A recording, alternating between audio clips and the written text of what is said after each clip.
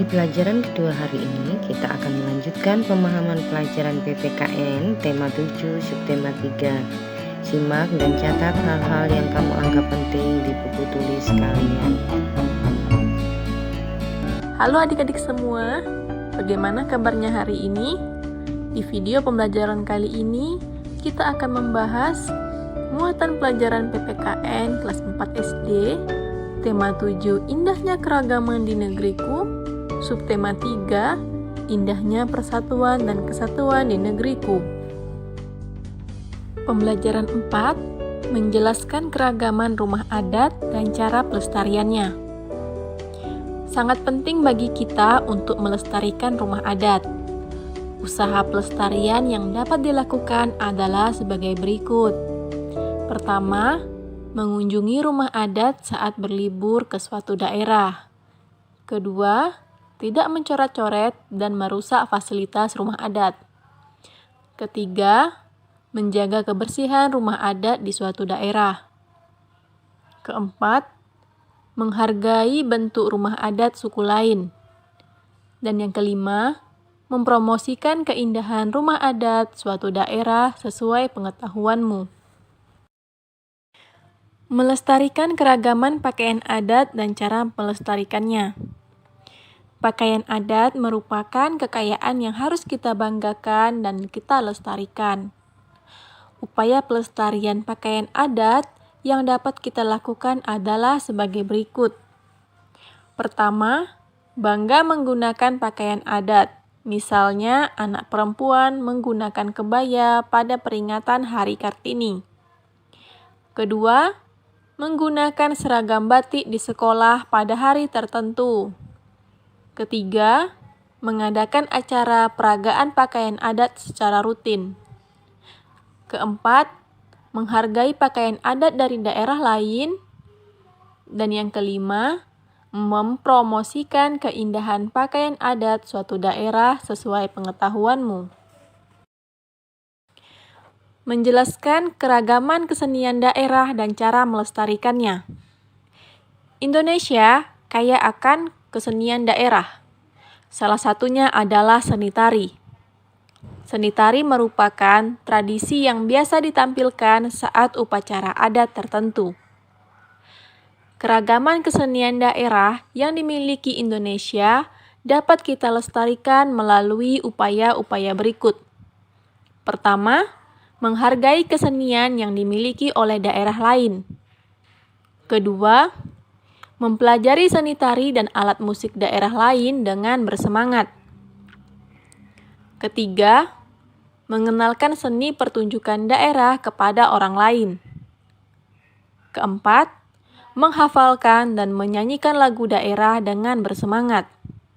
Dan yang kelima, mempromosikan kesenian suatu daerah sesuai pengetahuanmu.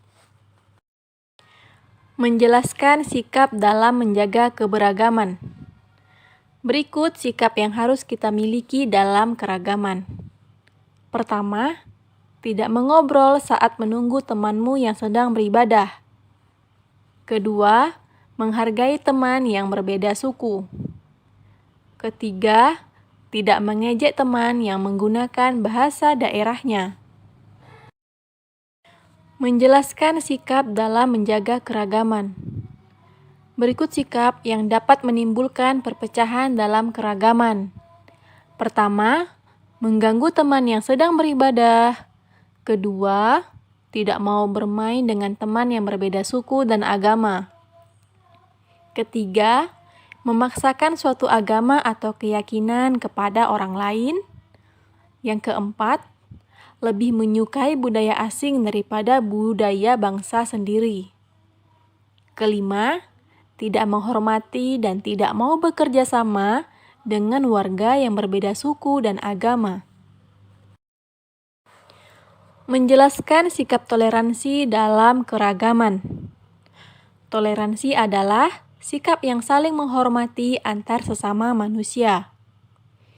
Berikut bentuk-bentuk toleransi dalam keragaman di Indonesia. Yang pertama, toleransi dalam keragaman agama. Menghormati orang yang sedang beribadah, saling menghormati dan bekerja sama antar umat beragama, menjaga kerukunan antar umat beragama, dan tidak memaksakan suatu agama kepada orang lain. Yang kedua, toleransi dalam keragaman suku bangsa. Saling menghormati antar suku, berteman tanpa membedakan suku dan ras, dan mengembangkan rasa persatuan dan cinta tanah air. Ketiga, toleransi dalam keragaman budaya. Tidak mengejek budaya dari daerah lain. Mau mempelajari budaya dari daerah lain, bangga terhadap budaya sendiri, dan melestarikan budaya daerah agar tetap lestari. Penerapan sikap toleransi di lingkungan sekitar antara lain sebagai berikut. Pertama, menghargai perbedaan antar anggota keluarga. Kedua, membantu ibu merapikan rumah. Ketiga, bermain dengan teman tanpa membedakan suku dan agamanya. Keempat, belajar bersama adik atau kakak. Kelima, menghormati teman yang sedang beribadah. 6. Melaksanakan tugas piket dengan baik. 7. Bertutur kata dan bersikap santun antar sesama. 8. Menyapa dengan santun saat bertemu tetangga. Ke-9. Menghormati pendapat orang lain ketika berdiskusi.